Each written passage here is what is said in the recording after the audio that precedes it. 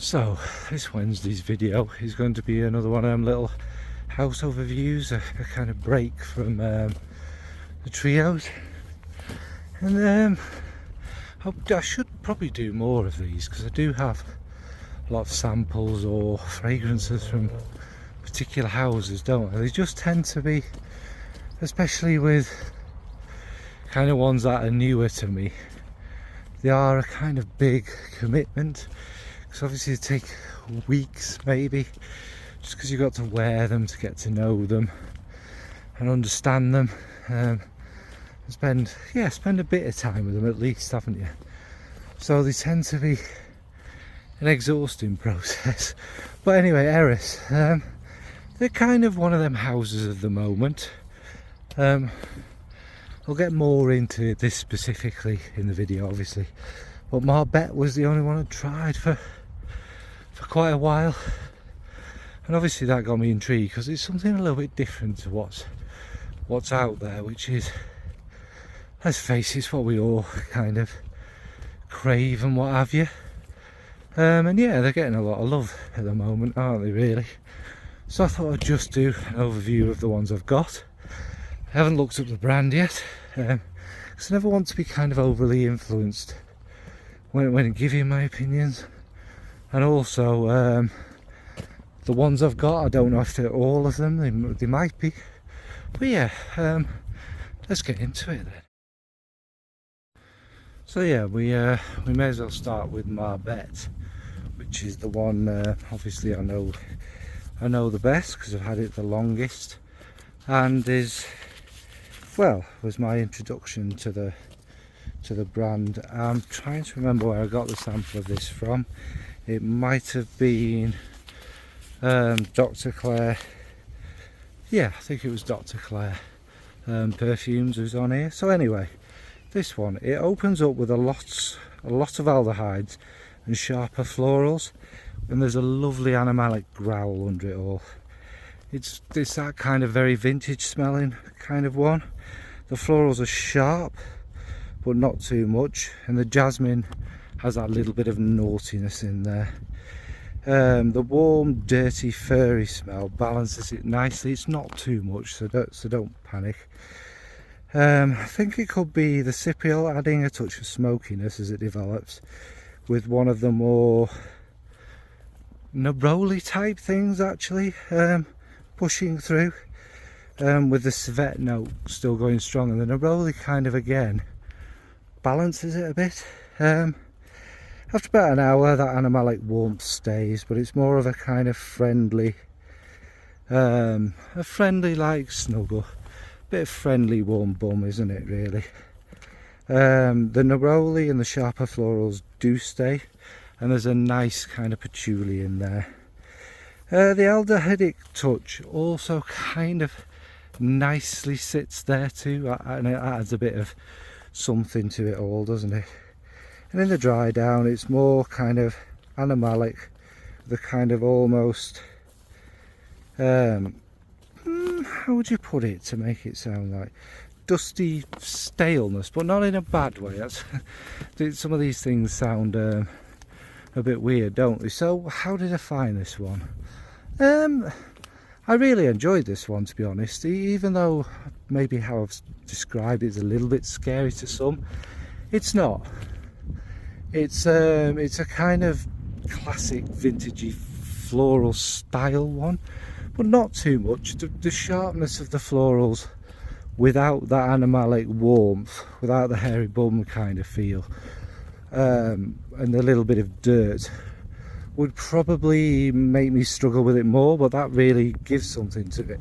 So yeah, don't need to really waffle on, it's quite self-explanatory, isn't it? I did enjoy this one, and it was a very interesting one, something a bit different to all the stuff that's coming out now. So that's Bête. So next is Belle de Jour. So this one opens with a beautiful jasmine, a pink pepper, and the seaweed. That pushes through with a kind of, obviously, a marine greenness. The jasmine and the orange blossom keep it sweet with a bit of spiciness in there. The seaweed is not too much, like I say, it's there at this stage.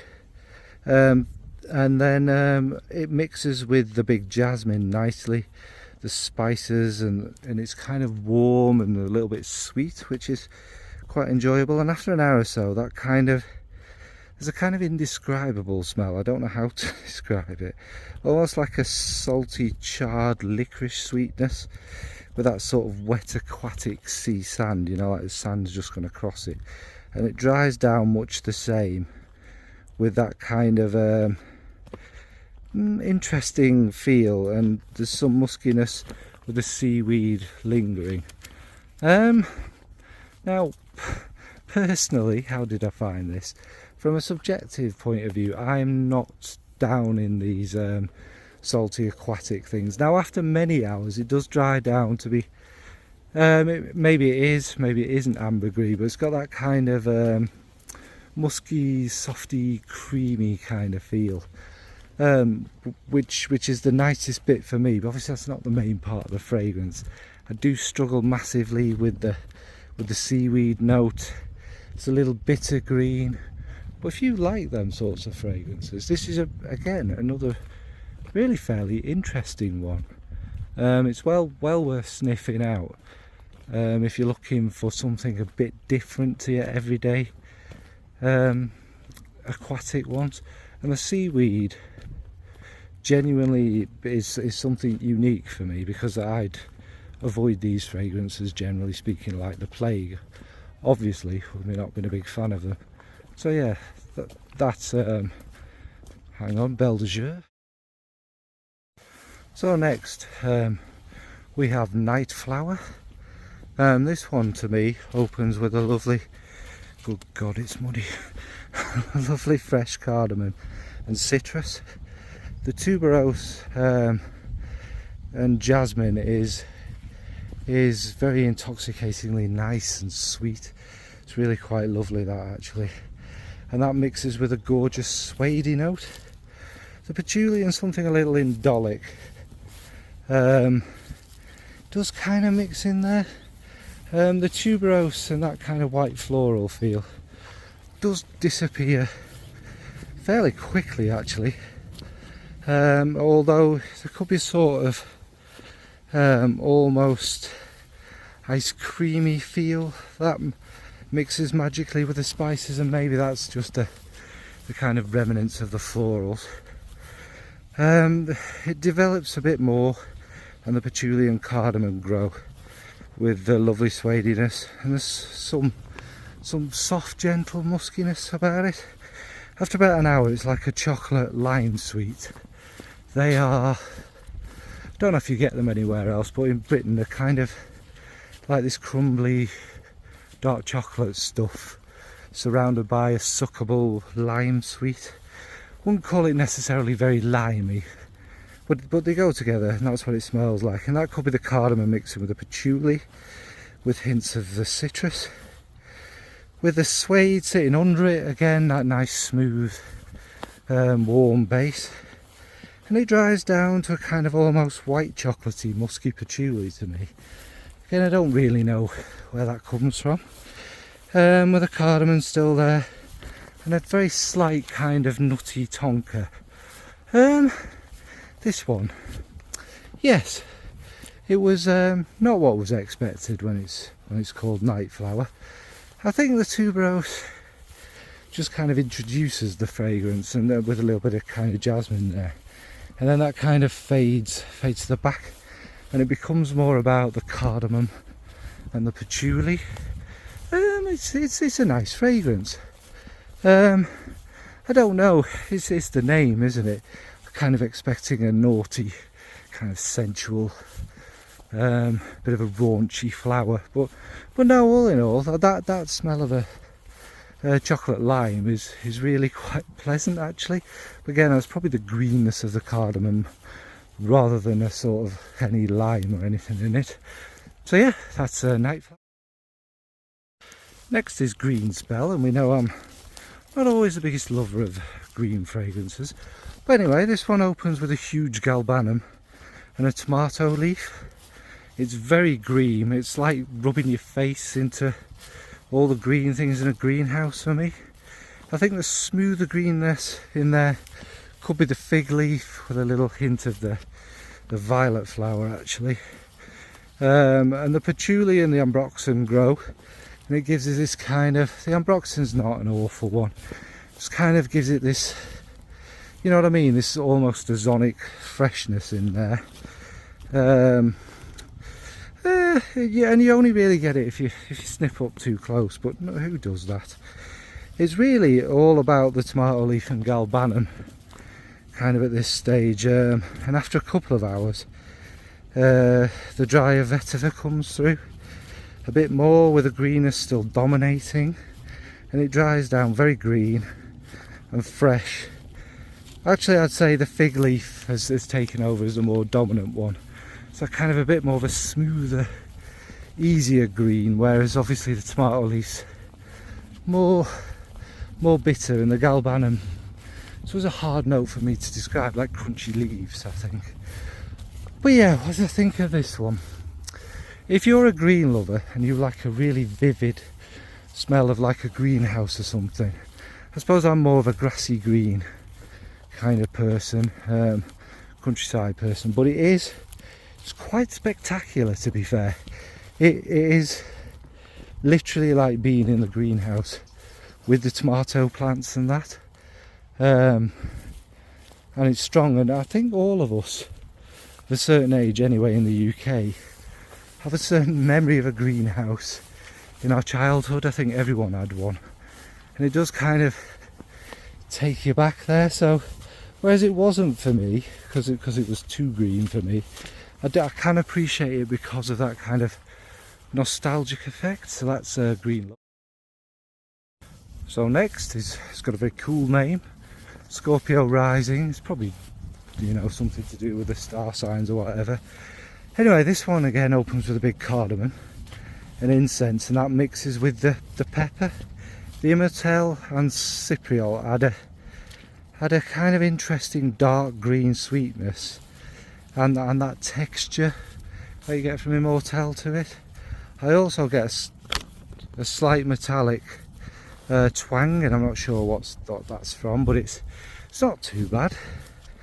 And sort of as it develops, the spices and the pepper and the wood with the kind of greenness, the grassiness from the cypriol still kind of dominate. After about an hour, the leather and the saffron has grown through it, and they take over with a little touch of incense. The ambroxan isn't all that noticeable, but it does add a sprinkle of that sharpness that it can have in there, mixing with the woods in the base, and then it dries down with a kind of smooth leatheriness and a smoky greenness, maybe the cypriol with the spices and the saffron and that. So yeah, what do I think of this one? I liked it actually. It's the leatheriness that I think I liked, and the saffron was not one of them awful saffrons. Is it a great love? Probably not, but again it's a fairly interesting one, and it smells of that reddy brown colour of saffron and some leather you can get, and it's all right. It's not one that's particularly blown me away. You know, some of them so far have been quite unique. This is a bit more recognisable. I'm not saying it's generic, but yeah, that's Scorpio Rising. Then we have Mxxx, and this one opens with a lovely pepper again, and that mixes with the woods, and you get this lovely gingeriness there. Ginger's really quite noticeable. The patchouli also stands out a lot very early on. The pepperiness and the ginger actually give it this warming feeling throughout it. It's really nice. As it develops, you get some creamy woods mixing with the cocoa as the spices move more to the back, and peeking through is an extra kind of nice tiny touch of the birch with the patchouli, and it dries down very smooth. More about the woods, the benzoin and the chocolatey patchouli. it's very pleasant, and this one lasts a long time. This one, I'd say, out of all of them I've tried, is the safest option. It's not like Coromandel, but it's got that same kind of, do you know what I mean, that kind of patchouli dominance with this kind of more chocolatey feel. Yeah, again, it didn't blow me away, but what am I expecting? Some of them have to be nice and comfortable and wearing, and it's very nicely put together. It's very smoothly done. It's more for the patchouli fans, but the kind of people who sit on the side of that kind of more sweet patchouli, if you get what I mean. Yeah, it's alright. So that's Mxxx. And finally is Mxxx. Okay, so similar name. This one opens with a lot of spice, and there's a nice bright frankincense in there. The Hyrax and the Castoreum are much more kind of prominent. They do stick out under it. It's not a dirty, over the top kind of animalic feel, but it's definitely that bit of a purr, and it is tamed by the sandalwood and the cocoa feeling through it. So it just becomes a little warm and all mixing with all the spices and the smooth notes, and after about an hour the cocoa and the chocolatiness grows with the woodiness, and the animalic warm purr does still sit nicely under there with a muskiness, and it dries down very smoothly sandalwoody with the cocoa and the musks. This one, I presume it's like a different side or something of the other one. I preferred this one, although I'm not the biggest fan of sandalwood, but it still has that chocolatiness and a bit of patchouli, but this more focuses on the woods, and it has that nice, you know, furry bumness underneath it all, which is actually really nice and works with them notes. It works well with, you know, the creamy chocolatey sandalwood. Actually, it's not something I've really smelt before in that style, so I like this one. I found it more interesting than Mxxx, but it's maybe for those who aren't used to something a little bit funkier. It's perhaps the more tricky one. It's not particularly tricky, it's just got a bit more about it. So yeah, that's Mxxx. So hopefully this has been brief, because it's a Wednesday video after all. I'm not advertising my Instagram, but eventually there'll be more detailed kind of posts on that, because you know, if you're trying to keep this brief and snappy, it gets tricky. Otherwise, you know me, I can waffle on for many hours. What I'd also say is the fragrances themselves, they have nuances and they change and evolve a bit, but they're not the most complicated ones, so I don't need to overcomplicate it. What would I say about them in general? I like Bête and Mxxx the most. Bête stands out as the most unique one with the Belle de Jour, because that's a very interesting way of doing it. I can understand Green Spell will really stand out to them kind of green lovers, and the others are they're not, don't get me wrong, again, they're not generic, but they're a little more familiar and a little safer for those people who want to dip into something just a little bit more safer. They're very nicely done. Say there are molecular ingredients in there, and you know me, I'm really sensitive and moany about them. The Ambroxan, to be fair, was not particularly over the top or too strong. It was done gently. It had its purpose there, and I think it's cashmere in one of them. Again, it was barely noticeable. It was just giving it the texture rather than it being a cashmere fragrance, and God, I hate strong cashmere. So all in all, I think they're good. A nice mixture of the modern and the vintage, of the kind of more natural smelling and the molecular, and it's all done really nicely and classily and elegantly, if you like. Will I own one of them? Maybe. I'd be tempted a bit by Bête. But yeah, be interesting to see how the house develops and what else comes out, and I'm sure there are already others out since I've been speaking about it. So what about you? Have you tried any from Eris? I'm scared I'm going to fall on my backside.